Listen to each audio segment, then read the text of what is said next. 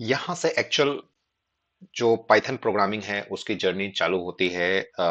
यहाँ हम ये टॉपिक दो पार्ट में डिवाइड करके हम सीखेंगे। एक पहला है इफ एल्स स्टेटमेंट, या जिसको हम लोग बोलते हैं कंडीशनल स्टेटमेंट्स।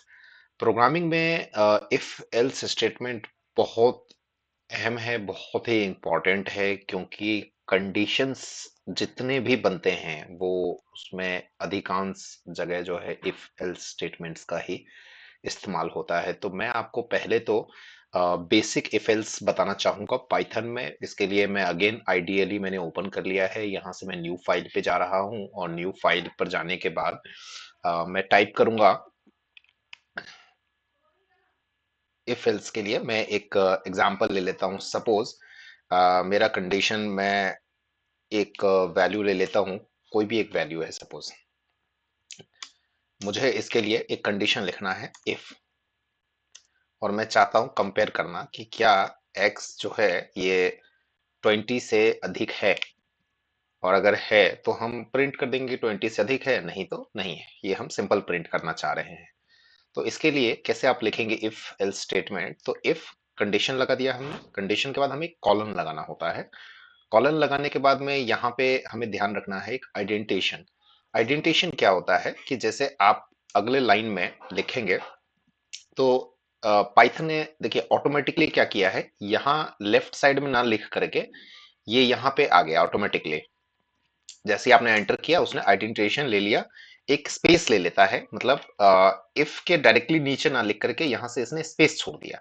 अब हम यहाँ से जो है आगे लिखेंगे जो भी हमको अगला लाइन लिखना होगा। इससे ये समझ में आता है कि आपका जो बॉडी है, सपोज आपने यहाँ पे दो लाइन लिखना है, लाइन स्टेटमेंट वन अगर ट्रू होता है तो लाइन वन, और फिर से अगर आपको बॉडी में मान लीजिए 5 लाइन लिखना है तो आप यहाँ से जो है ना इस टाइप से लिख सकते हैं आइडेंटिफिकेशन। जैसे ही आप यहाँ पे ले जाएंगे ना अगला, तो क्या हो जाएगा, वो बॉडी वहीं पे खत्म हो जाएगा और आपका ये एल्स वाला पार्ट चालू हो जाएगा।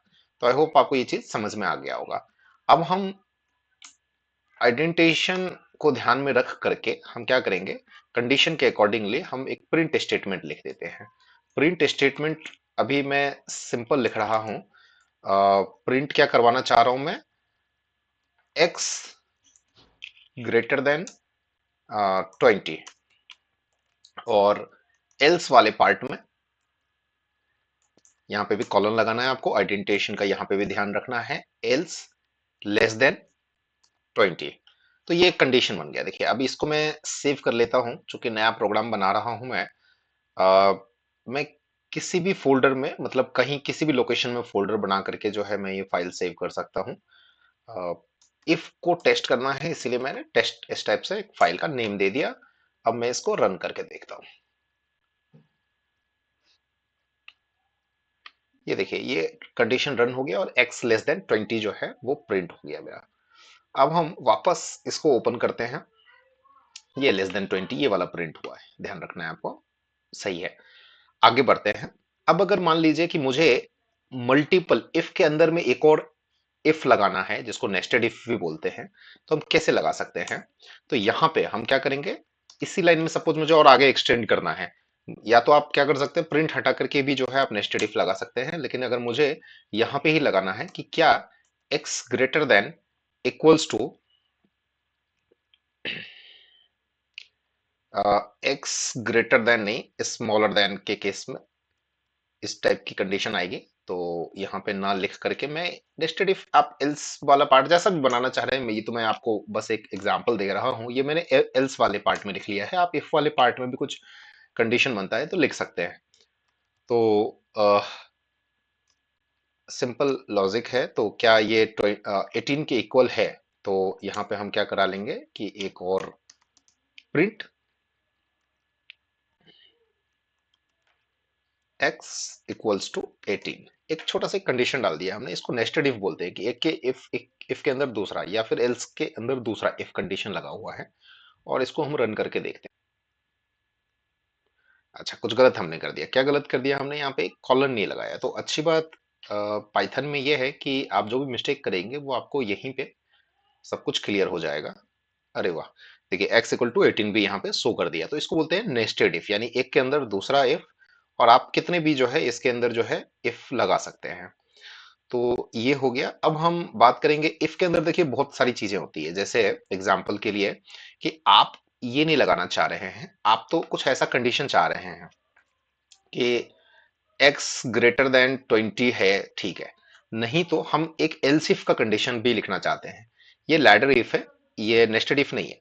हम एल्स इफ का कंडीशन तो हम लोग पहले ना इस टाइप से लिखते थे। अगर मुझे मतलब किसी और लैंग्वेज में लिखना है तो यहाँ पे इसके लिए ना शॉर्टकट का इस्तेमाल किया जाता है। यहाँ पे ना इस टाइप से लिखना है, एल्स इफ, ये एक साथ आपको लिखना है। यहाँ पे एक और हमें कंडीशन देनी होती है, ये एक्स की कंडीशन, कि क्या 15 से ज्यादा है, इस टाइप की कंडीशन। तो अगर 15 से ज्यादा है तो हम ये मान लेते हैं कि यहाँ पे 15 ग्रेटर देन 15। और इसके बाद जो है अगर मुझे एक दो और एल सेफ लगाना है तो मैं एक दो और लगा सकता हूँ इस टाइप से, कि क्या एक्स 15 से ज्यादा नहीं है तो क्या 10 से ज्यादा है। तो एक और मैंने यहाँ पे कंडीशन लगा दिया यहाँ पे। और अगर x 10 से ज्यादा है तो हम क्या करेंगे, यहाँ पे ये प्रिंट करवा लूंगा।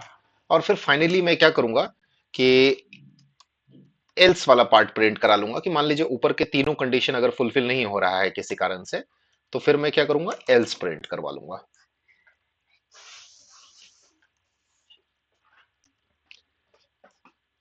और यहाँ पे लेस देन 10, इस टाइप से हमने कंडीशन डाल दिया और इसको हम प्रिंट करवा लेते हैं, इसको लैडर इफ बोलते हैं।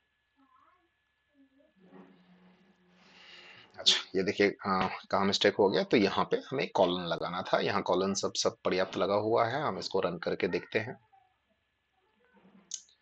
देखिए ये आ गया कंडीशन यहाँ पे ग्रेटर देन 15, ये भी क्लियर है। तो इसके बाद हम क्या करेंगे, एल्स में इफ एल्स में एक होता है शॉर्ट हैंड इफ। इफ को आप जो ना थोड़ा शॉर्ट करके भी लिख सकते हैं। कैसे लिख सकते हैं इफ को शॉर्ट करके, कि मान लीजिए ये कंडीशन जो है आना था, तो हम इसको क्या कर सकते हैं कि यहां ना लिख करके हम यहीं पे लिख लेंगे इसको। मतलब आइडेंटिटेशन अगला लाइन में ना लिख करके हम क्या कर सकते हैं, इसको यहीं पे लिख रहा है।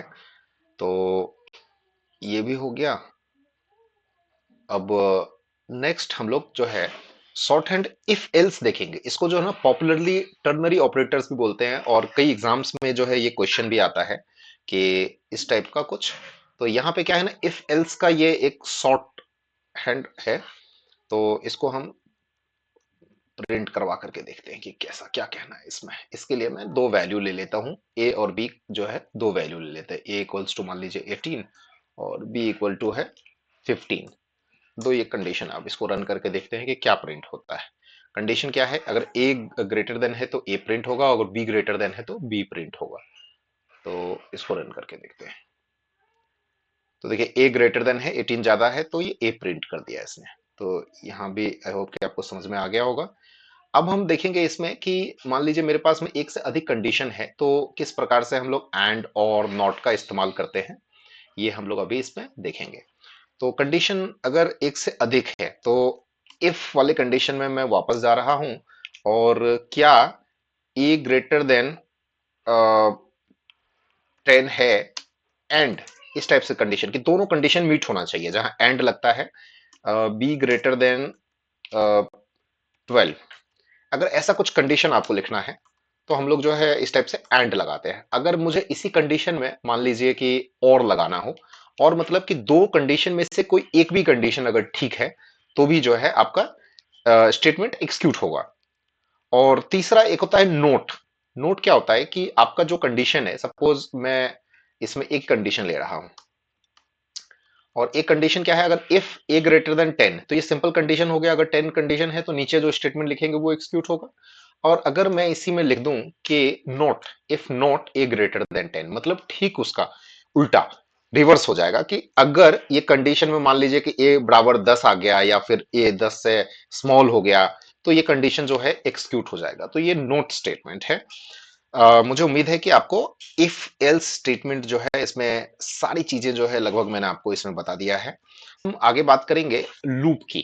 ये यहाँ पे लूप बहुत इंपॉर्टेंट है, क्योंकि प्रोग्रामिंग में इफ एल्स और लूप मतलब बहुत ज्यादा यूज होता है। आप कुछ भी काम करेंगे तो चाहे डेटाबेस का प्रोग्राम बनाइए, चाहे आप कहीं पे भी काम करेंगे तो ये बहुत ज्यादा यूज होगा। तो लूप जो है ना दो तरह का होता है। For loop and while loop, और भी टाइप के होते हैं, बट पॉपुलरली जो है अगर हमें दो टाइप का लूप आता है तो हमारा काम इसमें हो जाता है। पहला हम जो है वाइल लूप देखेंगे। वाइल लूप क्या होता है? तो ये लूप एक्चुअली होता क्या है, आप ये चीज पहले समझिए। तो मैं आपको एक एग्जांपल के थ्रू जो है लूप समझाना चाहूंगा। मान लेते हैं कि x का वैल्यू 1 है, और मैंने यहाँ पे टाइप कर दिया while x less than 6, and यहाँ पे भी आपको आइडेंटिटेशन का खासकर ध्यान रखना है, क्योंकि while की जो बॉडी आप लिखेंगे तो आपको वो आइडेंटिटेशन मतलब स्पेसिंग का यहाँ पे ध्यान रखना है। इफ प्रिंट, क्या प्रिंट करवाना चाह रहे हैं? मान लीजिए x प्रिंट करवाना चाह रहा हूं, और x equals to x plus 1। तो इसमें जो है ना, ये जो बॉडी है लूप का, इसमें ये कंडीशन है कि क्या x लेस देन 6 है। तो जब तक ये कंडीशन ट्रू होता रहेगा, इसकी बॉडी में जितने भी स्टेटमेंट रहेंगे, 1 2 4 5 10 20, ये स्टेटमेंट तब तक के लिए रिपीट होगा। अगर किसी कारण से मान लीजिए कि while लूप में कोई आपने ऐसा कंडीशन लिख दिया है कि वो कंडीशन जो है मतलब इन्फिनाइट टाइम्स चल रहा है, तो वो आपका प्रोग्राम जो है वो इन्फिनाइट टाइम्स भी चल सकता है। अभी इस कंडीशन में क्या है, सिंपल, x की वैल्यू 1 है और हमारा कंडीशन जो है ट्रू हो रहा है, तो लूप की बॉडी एक्सिक्यूट हो रहा है, प्रिंट x, यानी 1 वैल्यू प्रिंट होगी। फिर अगला क्या है, x की वैल्यू हम 1 से बढ़ा रहे हैं। फिर क्या हो रहा है, दोबारा कंडीशन टेस्ट हो रहा है कि x की वैल्यू अब 2 हो गई है, तो क्या x की वैल्यू अभी भी 6 से कम है? तो हाँ, 6 से कम है, तो दोबारा जो है 2 प्रिंट होगा, फिर एक बढ़ जाएगा। इस प्रकार से जो है x का वैल्यू प्रिंट होगा। अब हम इसको रन करके देखते हैं, तो आपको इसमें एक क्लैरिटी जो है समझ में आपको आ जाएगा। ये देखिए, ये आपको इससे क्लियर हो गया होगा, मुझे उम्मीद है। इसी प्रकार से इसको हम अलग अलग एग्जांपल्स में अलग अलग तरीके से यूज कर सकते हैं लूप को। इसी प्रकार से हम फॉर लूप का भी इस्तेमाल करते हैं, इस्तेमाल करके देखेंगे फॉर लूप का इस्तेमाल किस हिसाब से कर सकते हैं। तो यहाँ पे मैं एक एग्जांपल ले रहा हूँ। इसमें फॉर लूप में हमें ध्यान रखना है कि फॉर लूप में यूज करने के लिए हमें एक रेंज भी जो है स्पेसिफाई करना पड़ता है। जैसे उदाहरण के लिए भी मैं आपको बताऊंगा कि एक रेंज जैसे मैंने इधर पे दे दिया 1 से लेकर के 10 तक, मतलब लूप कहां से कहां तक चलेगा, तो 1 से लेकर के 10 तक जो है। तो रेंज जो है यहाँ पे एक प्री डिफाइंड जो है फंक्शन है, और उसका हमें यूज करना है। अगर हम रेंज का यूज नहीं करते हैं, तो जनरली हम लोग क्या करते हैं, फॉर लूप का इस्तेमाल जो है हम लोग इसमें करते हैं, मतलब मान लीजिए कोई लिस्ट है या कोई स्ट्रिंग है, तो उसके साथ जो है हम लोग करते हैं। अभी इसके साथ कैसे करना है वो भी आप देख लीजिए। अगर रेंज के मदद से कैसे यूज करते हैं, तो मैंने सिंपल 1 लिख दिया, और 1 से लेकर के 10 तक है। मुझे इसको वैसे लिखने की जरूरत, इनिशियलाइज करने की जरूरत भी अलग से नहीं है। मैं इसको सिंपल रन करूंगा तो सिंपल ये रन हो जाएगा। ये देखिए 1 से लेकर के 9 तक जो है यहाँ पे रन हो गया है। अ, ये हो गया रेंज। अब हमें आगे मान लीजिए कि स्ट्रिंग कोई हमें एक्स में कोई एक वेरिए वैल्यू ले लेते हैं। फॉर एग्जांपल मैं अपना नाम ही लिख लेता हूं, और मैं चाहता हूं कि फॉर एक्स